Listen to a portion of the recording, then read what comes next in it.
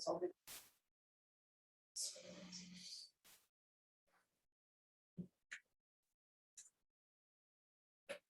We're going to transcribe some paleontology. Ooh, paleontology. Silurian. Ray Clemens, who is from Yale.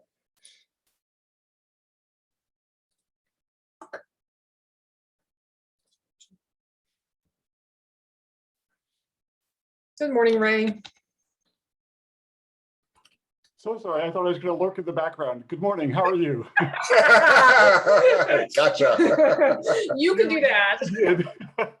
Sorry about that. No, I'm thrilled you guys are doing this because I love your product so much, but just getting started has been hard. I've tried several times, and I'm really glad you guys are doing this. So thank you very much. Great. And it is a great product. I love all these, you know, I'm a medievalist, but to see all these Americanists working on paleography, it just warms my heart. And they wouldn't do it unless they had a product that really could help them. You know, they don't have the same kind of tools that we have as medievalists, where we're trained to do this stuff. So I think it's I think it's really going to push people forward. You should tell Ray about the Indianapolis Children's Museum and that paleography project. So Indianapolis Children's Museum did a project. They just finished it up a year or two ago, but it was 1980s letters to Ryan White, who, if you remember Ryan White, very much so, yes, right, poster child, positive.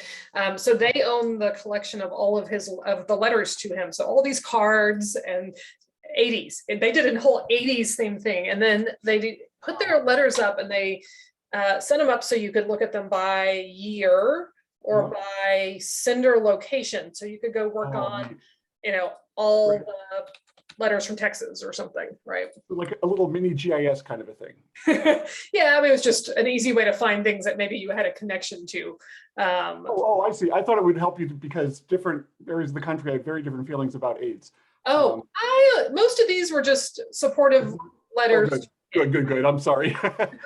You get that negative thing. I apologize. Yeah. If you guys are ever interested, we have Judy Bloom's archive, and it is overflowing with letters from people. A lot of women, you know, girls, women. Sorry, I don't know how to do that age there. But men and girls.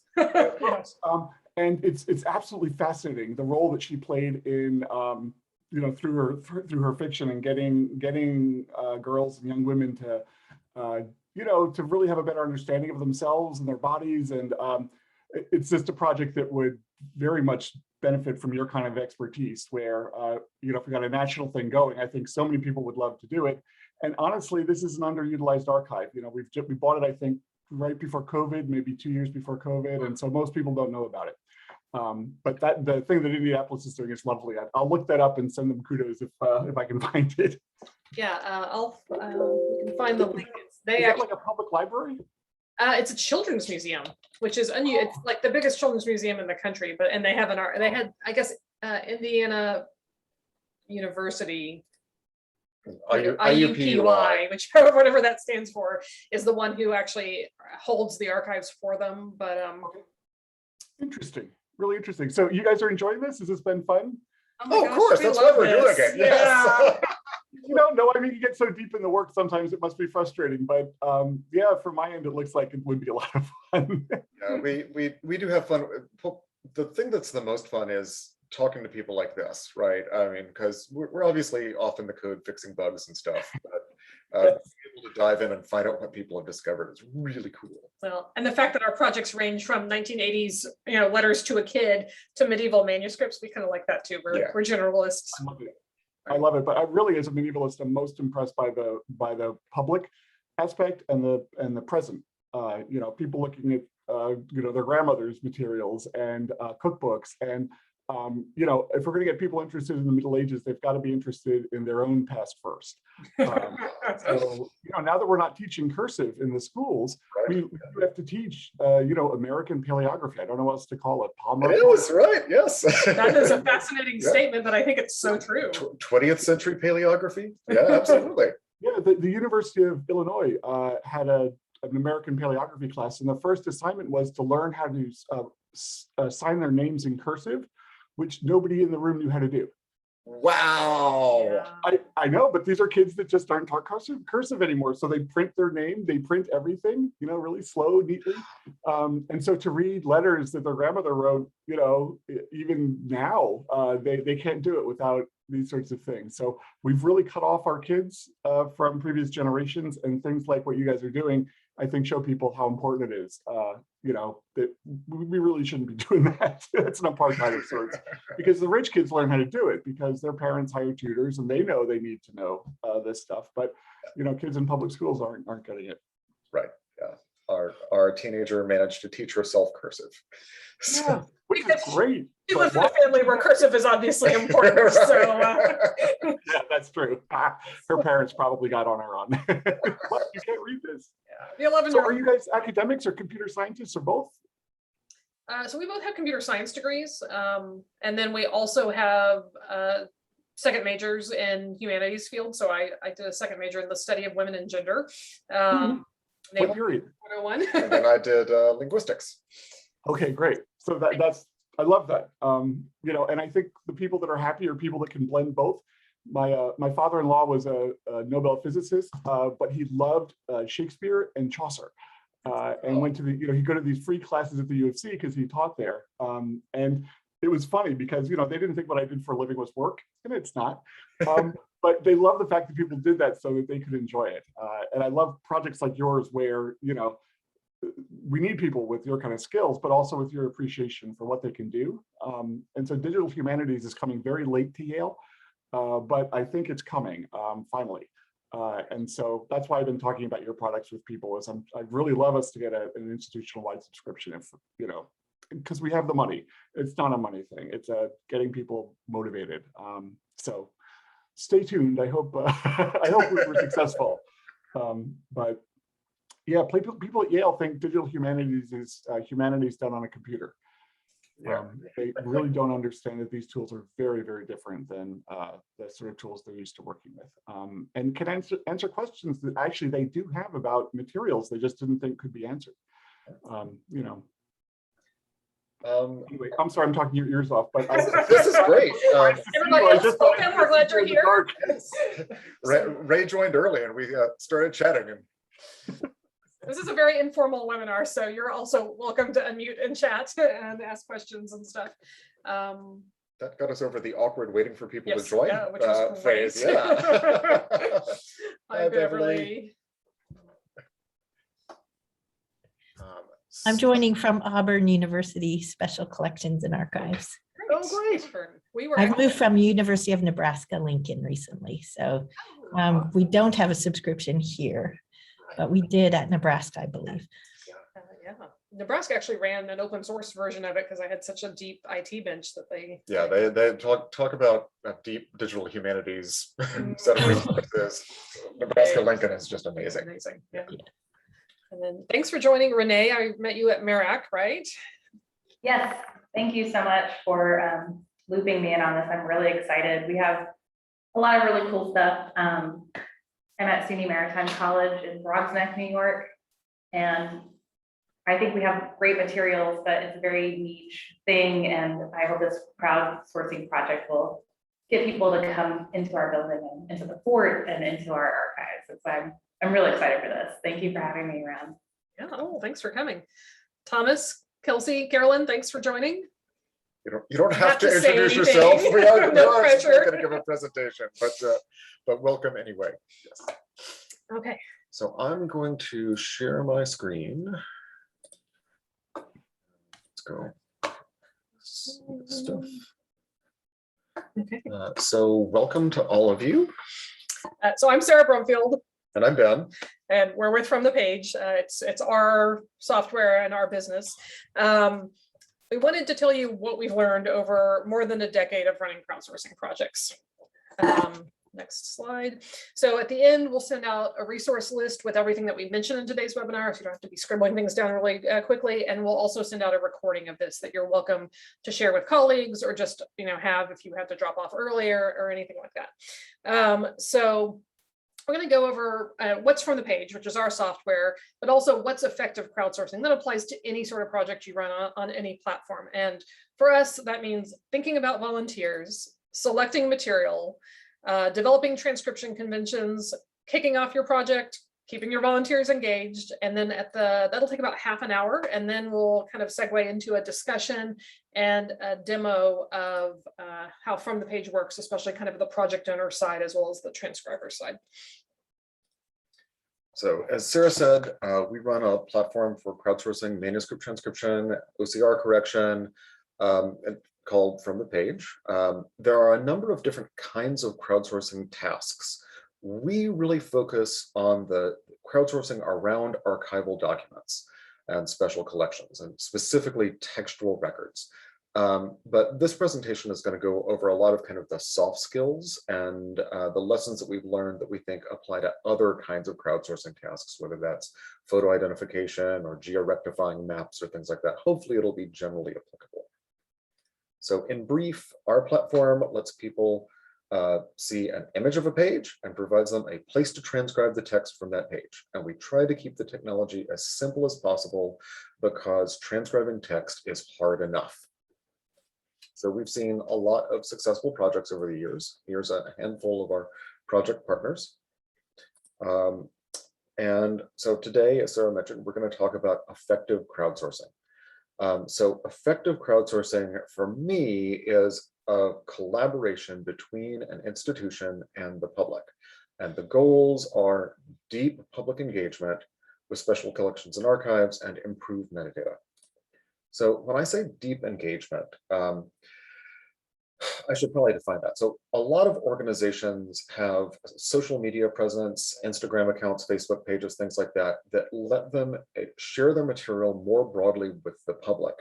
And that is wonderful.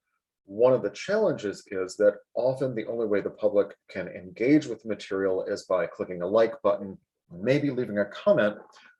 That's great for breadth of engagement, but not really depth of engagement. If someone has their own passion, their own knowledge about your materials, their own expertise, there's not a really good way for them to share that back with you. And it's not a really immersive experience either. In addition to being about engagement, crowdsourcing is about improving metadata for digitized assets in ways that require massive amounts of human interpretation. All right, and that does not mean you need massive number of humans. It doesn't mean you have massive quantities of material. It's the kind of thing that requires people to sit down and interpret material in ways that special collections, archives, libraries generally don't have the resources or mandates to do.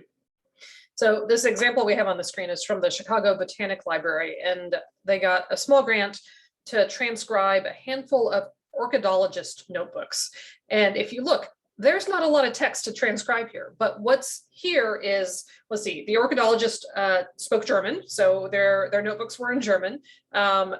It's very, very specific to the subject matter. You kind of maybe need to know orchids in order to transcribe this. And there's a lot of Latin because they're using scientific names and things. So super interesting material, very unique, but it took massive amounts of human interpretation. Did not take a lot of transcribers because there's not a lot of transcribers who can handle all three of those topics, but they were able to find people to work on them. So effective crowdsourcing is only possible with the guidance and engagement of archive staff. You can't replace staff members with the crowd. It just doesn't work. People are doing different kinds of things. So we have a cute picture of a puppy here because we have a standing joke that crowdsourcing is not free as in speech or free as in beer, but it's free as in puppy. The puppy is free, but you have to take care of it. You have to do a lot of work. You know, volunteers that participate in these things, they don't like to be ignored. They don't like having their work lost. They're doing something that they feel is meaningful, and they're engaging with you and your institution. Therefore, your contract is that you need to make sure their work is meaningful and you need to engage with them. So we're going to talk about the work that goes into successful crowdsourcing projects. So let's start with volunteers, because if you don't have volunteers, you aren't going to have a successful crowdsourcing project. This is a picture of some of the Library of Virginia's volunteers. The Library of Virginia has one of the most robust crowdsourcing programs around. They do in-person transcribeathons, code allowing once a month. This is from their Transcribeaversary that they do once a year, where they actually invite their transcribers to come in and they give them t-shirts and cake and show them the primary source materials they've been working with and really, really make them feel appreciated. You don't have to do that much work with your volunteers, but you do need to think about, where can we find volunteers? Who will they be? Do you already have volunteers that work with your institution? Do you have people who are local who are interested? If you have a lot of local history material or material that might be of interest to local genealogists, you often can find those local genealogy and local history groups, and they would love to come in and work with your material. Maybe you're deep in a particular subject matter and you can reach out to communities around that subject matter. One of the early projects we did was with the Yaquina Head lighthouses in Oregon, and they had lighthouse keepers logs from decades, and they were able to engage lighthouse fans. Turns out there's a lot of people who are very enthusiastic about lighthouses, and they had those people come in virtually and work on transcribing their logs.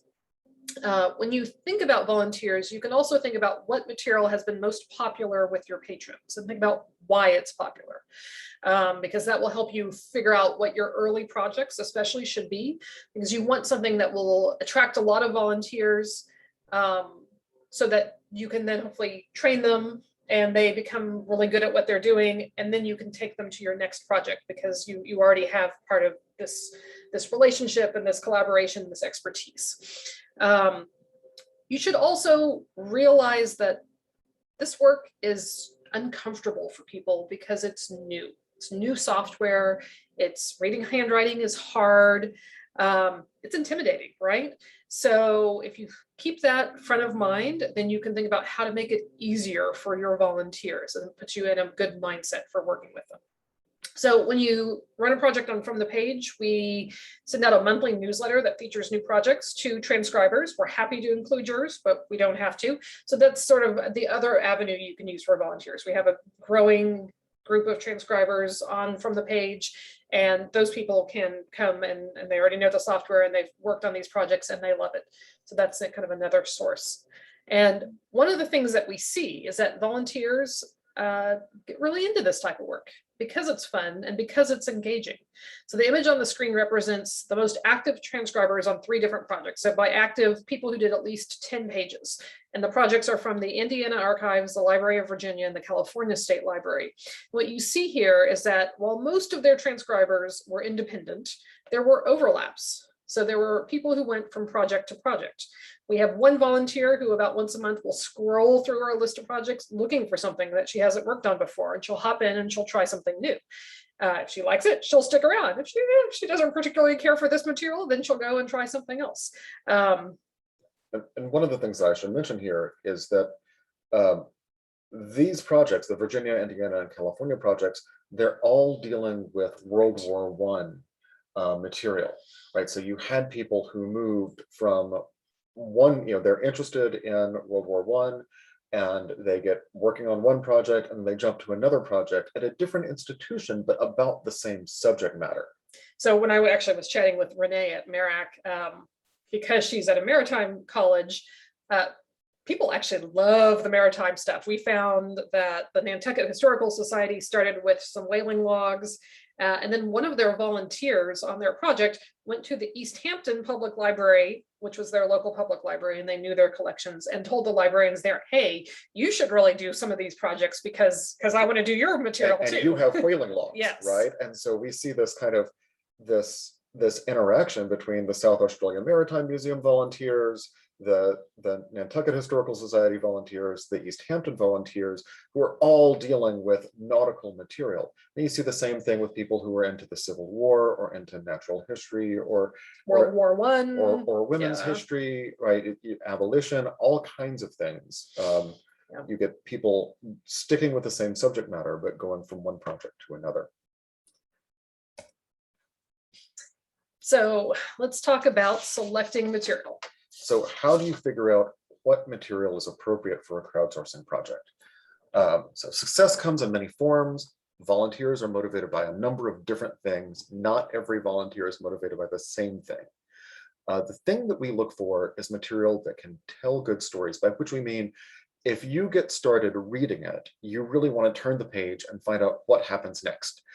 Letters and diaries are great for this. The narrative gives an intrinsic motivation to keep going and find out what happens next. Volunteers get involved in the story. They feel good about contributing to it.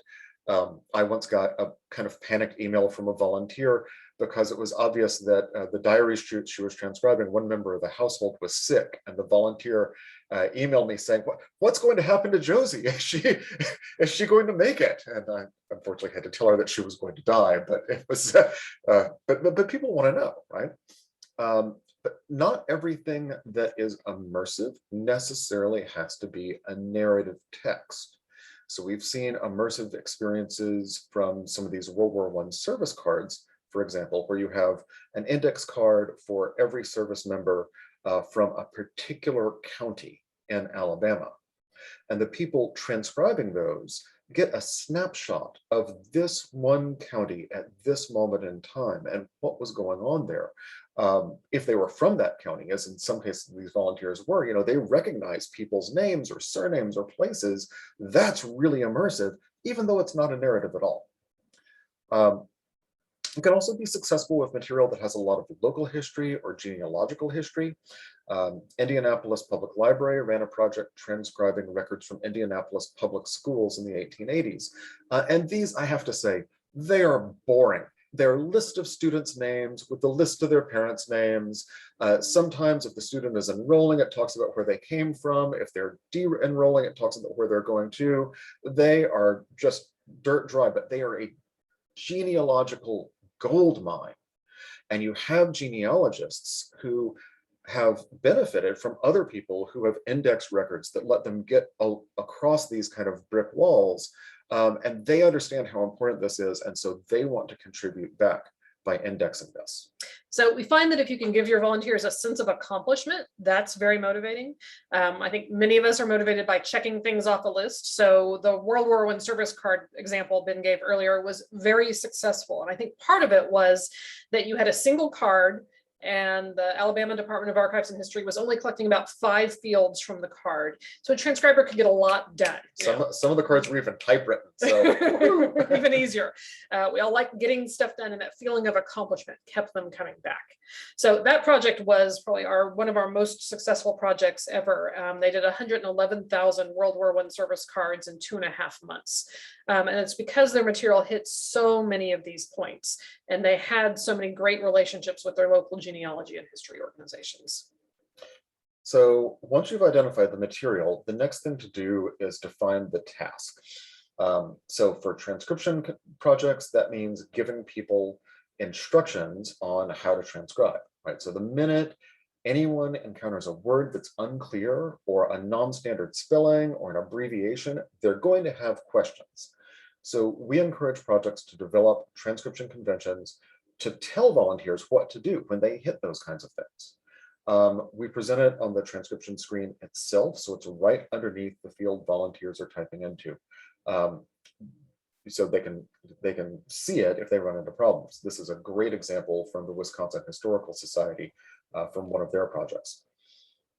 One of the things that we recommend to develop instructions is for you to do the task yourself. So for a transcription project, transcribe a couple of example pages. You can even upload those to use as references so that people will be able to go to them and consult them to say, well, what did they do when they ran into this? People don't read instructions. You can do all this work, you can put the instructions up, and you should, but if you have some examples that you link to, they'll actually go look at those probably before they really read your instructions. So as you work through projects, you can iterate, you can improve your transcription conventions based on questions that people ask, or you learn more about the material, or you discover that volunteers are doing things you don't like and you want to, you can add those and do course corrections as you go. If you can create your examples and define your instructions with a handful of staff members or other trusted people, that's a great way to get good instructions, because especially if those people are not involved with this kind of material, they're going to have questions if they're encountering it for the first time, if they're encountering the task for the first time. And so while you may be an expert, documenting their questions and answering their questions is a great proxy for what your volunteers will run into. In addition to bringing people together as you are transcribing, as you're developing your conventions, we also recommend launching a Transcribeathon to launch your project. So Library of Virginia does a Transcribeathon every month. You don't have to do that. You can do this at the very beginning of your project, bring in people who may be leaders within the field or within their communities, people who are active in genealogy organizations or historical organizations, to do an in-person Transcribeathon. What this does is lets you give some hands-on instructions to get people over the hump and the discomfort that they may have of, what am I doing here? Is what I'm doing good enough? You know, they get comfortable with the software, the task, and you and the material, and they can take that enthusiasm and that knowledge back to their own communities and enlist other people to join in. They can be a thing that media likes to highlight as well. This is kind of a neat example here on this screen. On the left-hand side, you see a Facebook post about a Transcribeathon at the New Orleans Jazz Museum dealing with material that's all in colonial French. Well, the Facebook post isn't by the Jazz Museum holding the Transcribeathon, it's by the French department at Tulane saying, hey, people who are into French here at Tulane and New Orleans, here's a great way to deal with local history and practice your French at the same time. On the right-hand side, you see an example of somebody who's posting on Twitter from an in-person Transcribeathon themselves. They're super excited about Latin paleography. And so they're promoting the project during this Transcribeathon. Transcribeathons can be done in a socially distant way or in virtually. The communication barrier is higher, but a video conference to walk volunteers through a project can work. We've seen it done with some Canadian archival projects. The first people we saw doing this were medievalists who held a big Transcribeathon in conjunction with a conference that was happening virtually as well. So you don't have to run a Transcribeathon when you kick off a project. It's just one way to reach people. It's a pretty good way. But there's other ways to kick off your project. So obviously outreach and marketing. So if you have existing outreach venues, mailing lists, social media accounts, you should definitely use those to draw attention to and push your project. If you have a physical location, you can do handouts. So if you have a checkout desk or a place where people walk out, you can put handouts there. You can also look online for subject matter enthusiast communities, people who might be interested in your material and might not be local. So on Facebook, you'll often find groups that are enthusiastic about particular things. Maybe you'll find Twitter accounts. Occasionally, we've even tracked down magazines that are print or online and have them do a feature about your project. And in our follow-up email, we'll include some other ideas on how to find organizations who might be interested in a particular subject.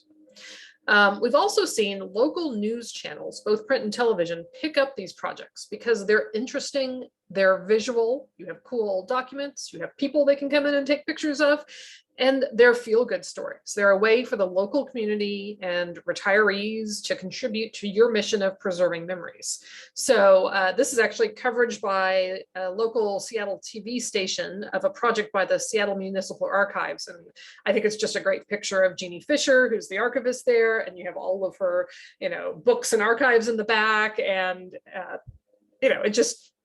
it looks great, and it makes people, she got a big bump in transcribers who were interested in working on her project.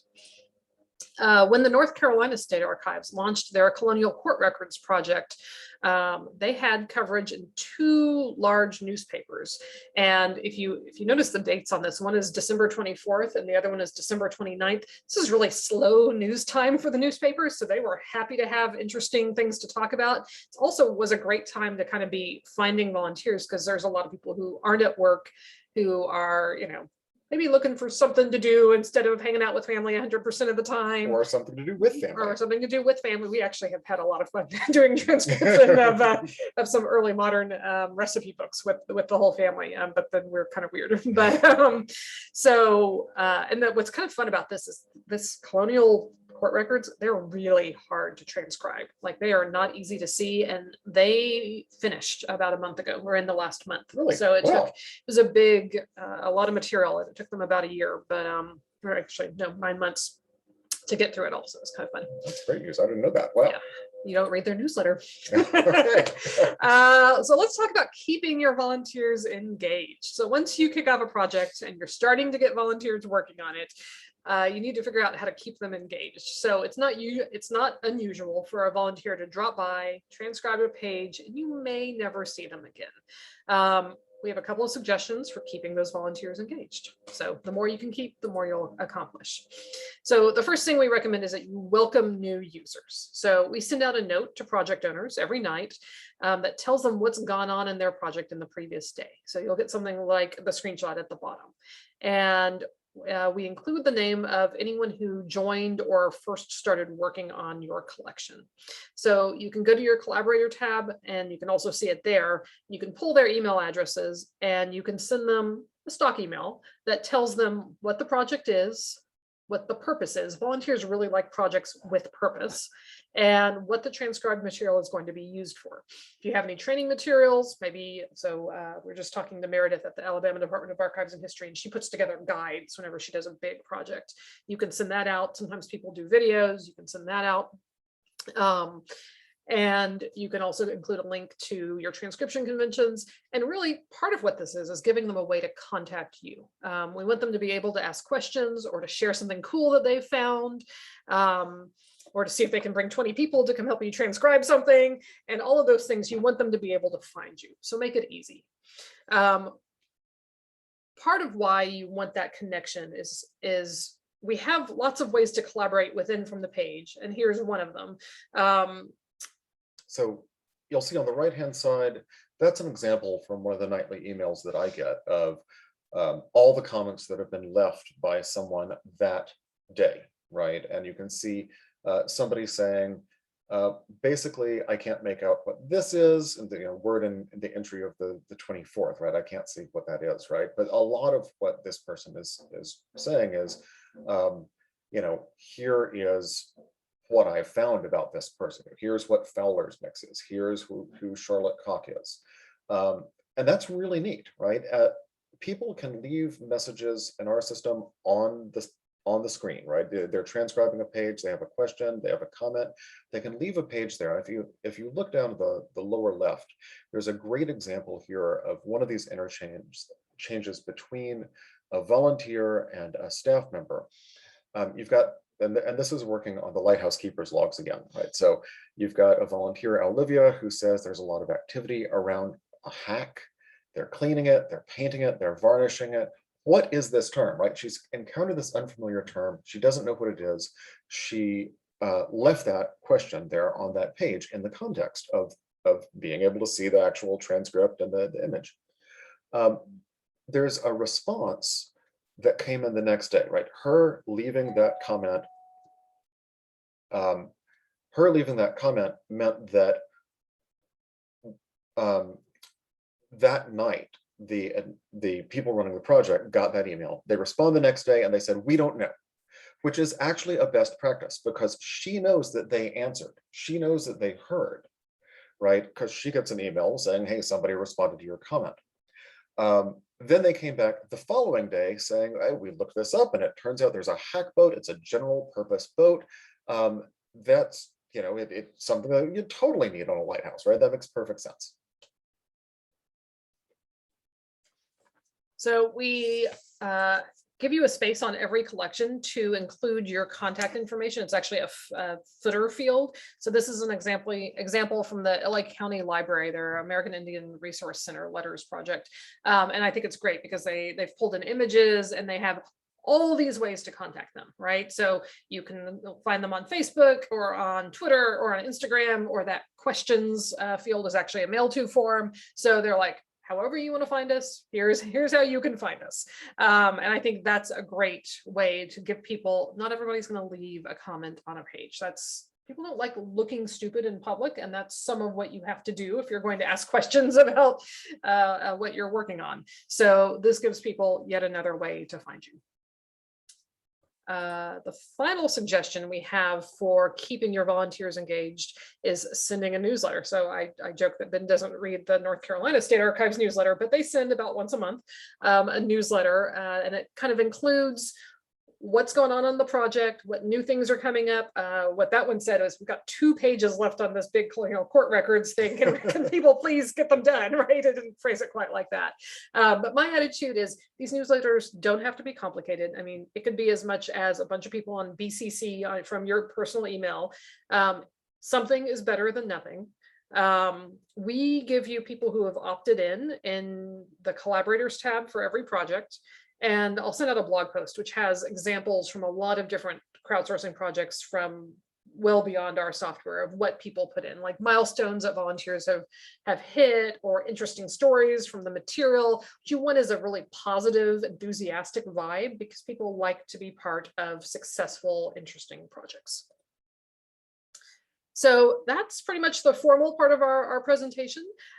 You're welcome to get started with a trial from the page. We'll include this link in our follow-up. There's the tiny URL for all the resources we'll send out. It'll be in an email that goes out probably Monday. So yeah, questions, discussion? Yeah, so I'm going to stop sharing and open up the floor for just general questions. So please unmute yourself.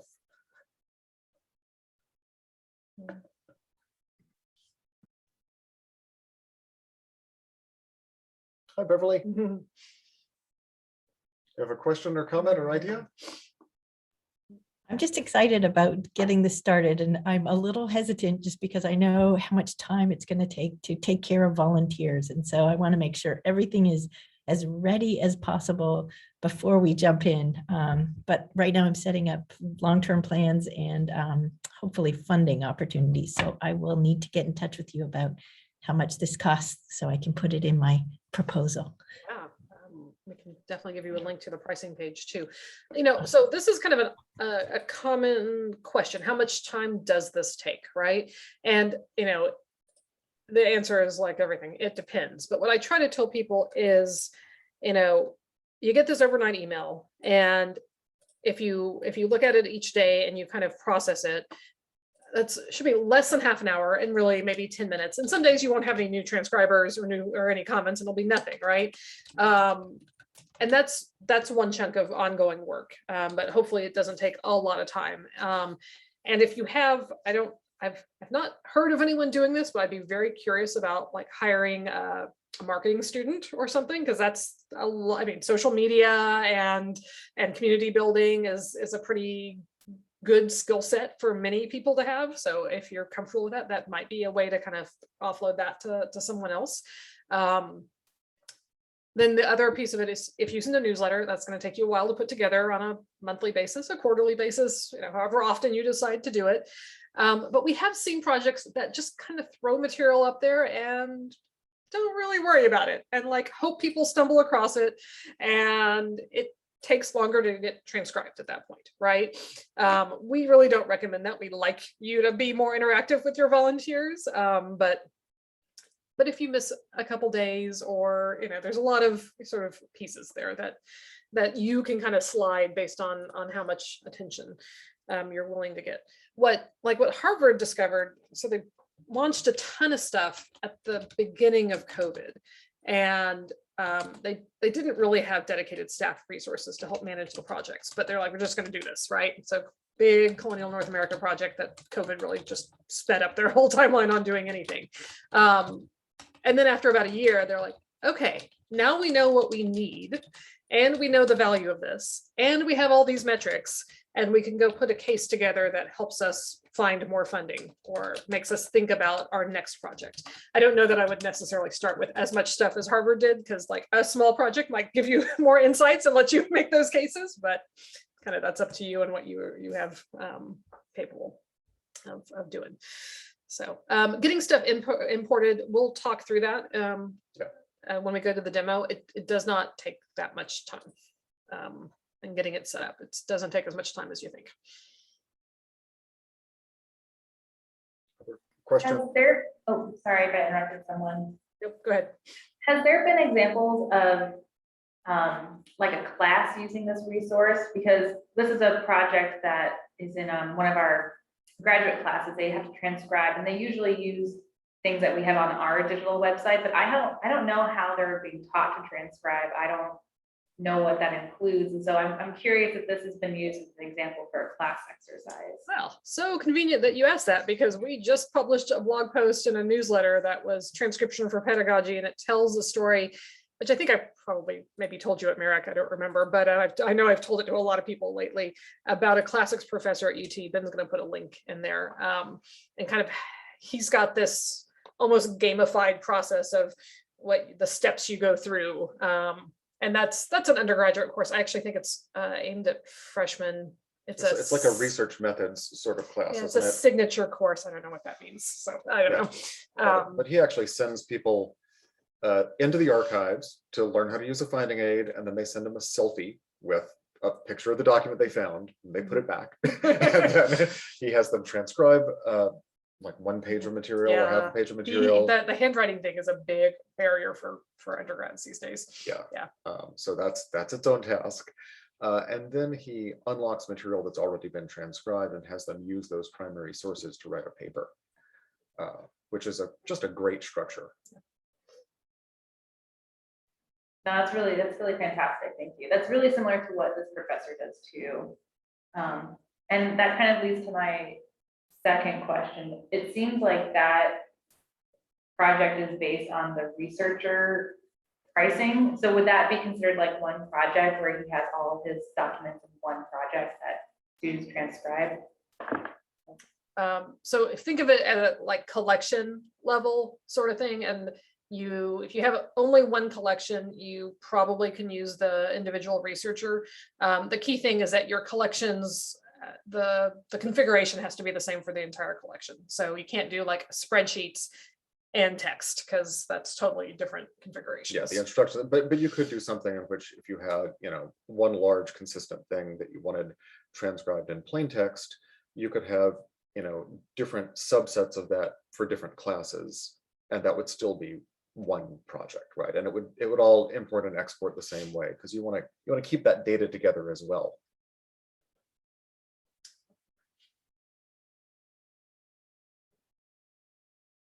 Are we ready to kind of show from the page and Things off? Yeah. Sure. And feel free to interrupt anytime. I have a lot of trouble working chat while I'm typing, and we're going to be transcribing some material. So like just unmute yourself and holler when if something comes up. That definitely would be easiest for me, at least. All right, so I'm going to share my screen. And we are going to start. I was thinking about one of these beautiful Civil War letters, but I found something that I'm really excited about today because it's different from material we've transcribed before. It is a set of, it looks like field notes and letters. So paleontology ones. Yes, I love that's right. dinosaurs. All right, so we're going to try to transcribe as much of this page as we can. Lower Silurian. Okay. Something limestone. Trenton limestone? I think Renton.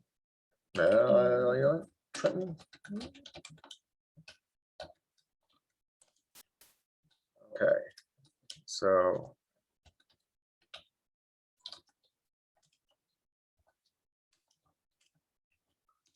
New York, Savannah, Illinois. Fort. Oh, Fort. Yeah, okay. Fort Atkinson, Yeah. Port Atkinson. No, Fort. Yeah. Illinois doesn't have that many ports. Iowa.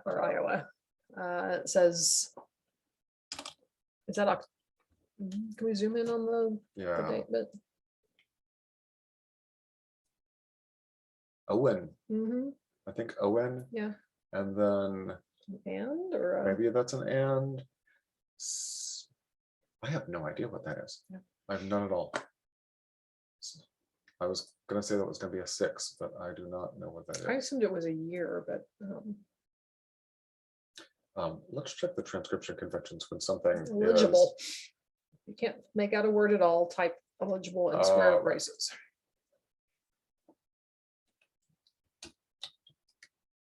Let's put Owen in front of it, or save it, and then we'll go back and put Owen in front of it. Okay. So I'm going to save this. I'm actually going to mark this as complete because the page isn't half done. And you think we should change this to Owen? Well, I think before eligible, leave eligible for the. Oh, put Owen before it. I see.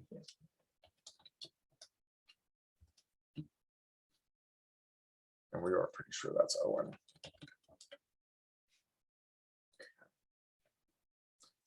So one of kind of when we started building from the page was when Wikipedia was starting to come into prominence, and we were very inspired by its model of collaborative knowledge creation, the fact that one person doesn't have to do it all.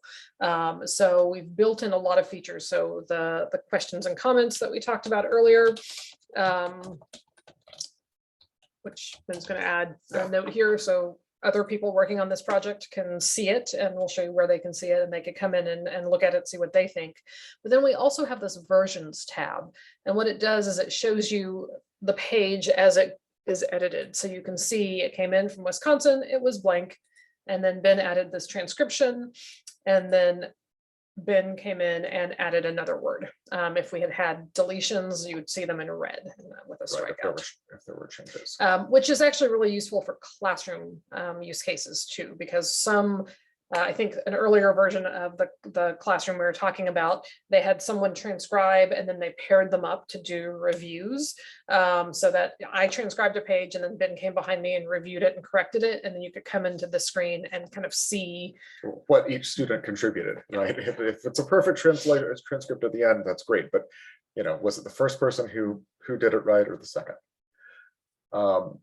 As we mentioned, I wrote this illegible text following Owen. We try to surface all of this activity as much as possible to everyone so that volunteers can review each other's work. So you can see the activity itself on the entire project. We have an activity feed that just shows you everything that's been done. This is very similar to what the project owner gets in their mailbox every night. Or we can see just the notes that have been added. And again, we strongly encourage people to monitor notes and comments, to respond to them. We have this kind of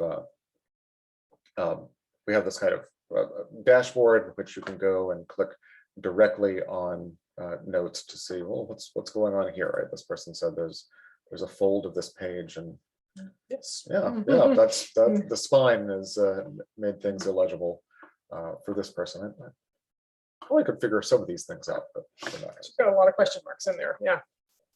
So narrative text like this isn't the only kind of record that exists. So I want to show a couple of projects that are slightly different. So one of them is at the National Archives of the UK. They are working with their old copyright awesome. forms. So people are applying Can we for put it copyright. above instead of to the left? Yeah. Right. So you can see the attachment, and so they're trying to create a searchable database of all of these copyright applications. Well, typing this in plain text doesn't make a lot of sense. They actually want things to go into fields. So they have configured this project to be what we call a field-based project, where the user is prompted with a form to type into with individual fields rather than the text entry screen we saw before. So you can see where I would type in the dates. They have a small controlled vocabulary to describe the type of page, whether it's an image sample or one of the entry forms. This looks like both to me. And they can kind of keep going from there. This will export for them as a spreadsheet with individual rows for each page image and individual columns for each field that was filled out. Although we actually also you can export it as just text that gives you the field name and the value of the Next to field. each other, Yeah. right? In fact, if I go take a look at the previous page, you can see what someone used, what someone typed in there. So the third way, the third kind of document that we support are ledgers and spreadsheets. So here's an example from the slave schedule to the 1860 US Census, a project that the Missouri State Archives is working on. And as you can see, that this is also structured data, right? This is data that has fields that you'd want to pull out in a same kind of structured spreadsheet style way. But there are multiple records on this one page. So thanks to funding from the Council of State Archivists, we've built this extension of field-based transcription. So you see there are individual header fields at the top of this page, but then we've embedded a spreadsheet that let people actually transcribe as if they were in a spreadsheet. And we've got some controlled vocabularies there as well, as some validation rules and such. We're actually in the middle of beta testing another feature that lets you do these kind of field-based forms, not at the page level, but at the document level. So basically creating metadata around an entire work or an entire document as a crowdsourced task. So it's not something we think that volunteers can do everything of, but we think if you're transcribing a letter, you are probably the best person to say who it was to, who it was from, and what date it was written, and maybe where it was written, as soon as you're done transcribing that. So you can combine those two features, or you can just do the description piece of it and not do the transcription piece. We've seen a lot of staff work in the last year and a half on this platform, which is not where we thought what we thought we were doing. But you know, as people had to work from home and they were looking for things that the archive could do from home, they did a lot of transcription. But we're thinking that this metadata description feature may also kind of enable some time at working remotely for people. So that is most of the user-facing experience. There are a couple other things we could talk about. There are translations, there's OCR correction, there's indexing, and all kinds of markup. But I wanted to go back to Ray's question and talk about what it's like to get a project set up and to get data into the system. So I am going to go into one of the projects that I run and show you just a little bit of what that's like. So you've seen the screen before. Everybody can see the list of works to work on. Everyone can see the statistics. In addition to those, I also have the ability to edit the settings for my project. I can upload an image. I can change the link, update the transcription conventions. Make it private. Yes. Yeah. One thing we should mention is you can have private projects. Those are important for classroom and staff use, or for smaller research groups. If I were to make this private, then I'd be able to specify who is allowed to edit this. But in terms of getting data into the system, we try to provide as many on-ramps for data, for images and metadata as possible. And we try to provide as many export formats, off-ramps for user contributions as possible. So probably the most common and simple setup is for people to upload PDF files or zip files full of images. And so if you have a folder full of images, or if you have several folders full of images, we assume that a folder corresponds to a work and each image is going to correspond to a page. So you can just zip that up and upload it. We will create derivatives from your images because we are serving oftentimes rural populations or people who don't have high quality collections. So this is not high quality internet high quality. Yeah. This is not a image preservation system, but pulling that information in is, again, pretty straightforward. It runs in the background. We send you an email once all that image processing is done. It doesn't take that long, depending on how many images you have. So if you're at an institution or working with material from an institution that supports, that runs a digital library system supporting a standard called IIIF, you can just paste in a URL and we'll pull all the metadata and images in directly. Let's do an example here, because here's one at the Portal to Texas History that University of North Texas runs. I just plopped a manifest URI in there. You can see this is the Galveston City Company records. You can see all the metadata that just came from that manifest. I stick it into a collection and the images come in we don't copy the files. They're references to the images. So that we don't actually background and send you an email. It just happens like that. And they show up within less than a minute. This is especially relevant, I think, if Ray or other medievalists are working with this, you know, a lot of the institutions holding medieval materials like the Bibliothèque Nationale de France, they support this standard, right? So you can pull those materials in really easily if you can find those special URLs. We also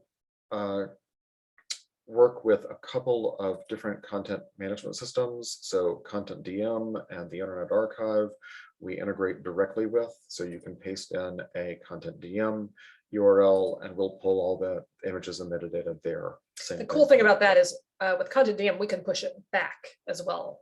There's an interface when you get to the export screen, you click a button, you enter your credentials, and page level transcriptions will be entered in their full text search fields and displayed. I don't think we have time to go pull up one in Digital Maryland's, but it's really slick. So in terms of getting data out, so you can get data out at any point in the project or even after a project is over. So we support a lot of different export formats. So we can pull material out as single text, single page HTML. We can pull it out, and so let's give a couple of examples here. So here's the diary, this particular project. You can see on this screen kind of how it looks in the application. If we export it as HTML, as plain text, as TEI, I'll open up that window as well. So you can see here is just the HTML version. There's no styling whatsoever to try to make it easy to cut and paste into other systems. Okay.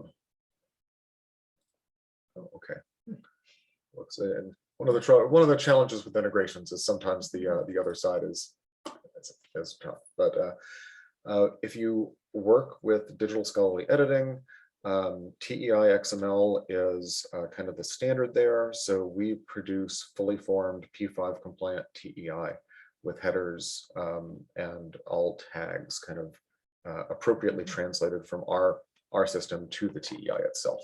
Some people use this for kind of the first phase of documentary editing projects, and then they take them into like Oxygen or something else and do more.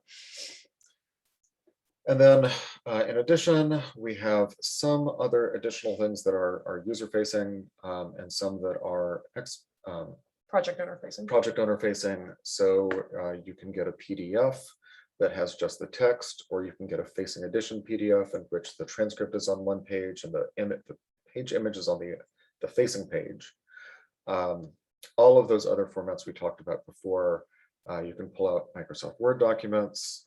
You can send the project over to Voyant to do some textual analysis. We did not build Voyant, we just stick material in there. Yeah, so there are all kinds of on-ramps and off-ramps for your data. And we're trying to build more all the time. That's one of the places we've really invested for the last couple of years.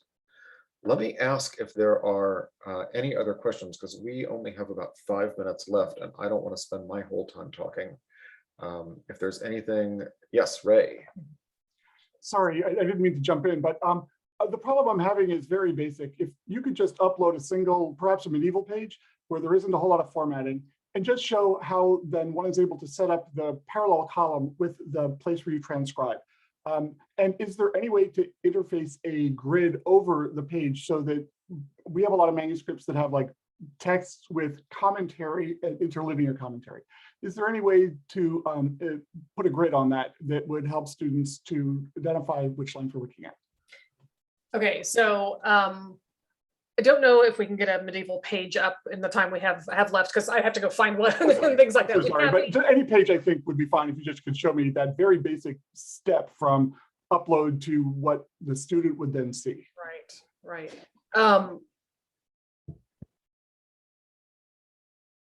Well, I was going to talk about the advanced editor because that's the only answer I have to the 2-column question. Let's take a look at the Folgers materials. Actually, I'll go share my screen again and jump into that while you. And please take somebody else's question if that's better. I can bother you later. I'm sorry. Yeah, we can totally roll off and do. We don't have time today because we have another meeting coming up, but we will do this with you individually, happily, anytime. But what Ben's going to show you. Thanks. is an example from the Folger Shakespeare Library. So one of the challenges with things that have like 2 columns is, I mean, we really don't have a 2-column entry field. So what people do instead is they use tagging, like TEI tagging, to say column 1, column 2. Sometimes what people do is they put it in square braces, column 1, column 2. Yeah. Conventions, what?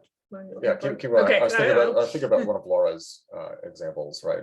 Demoiselle dos Sapiens or something. Right, right. I'm sure Ray probably knows Laura's projects. So.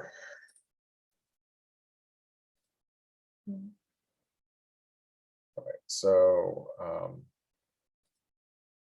that's only a single column. A lot of the double columns that medievalists work with, they'll just put column 1, column A above column B. Hit transcribe here. Let's see if they have. There we go. So this one is a much more complicated transcription because the transcribers are adding a lot of markup because it's an academic project, right? So you'll see at the top of the transcription field add these buttons, and if you highlight a word and click on a button, then it will tag that button with deletion or addition or expansion.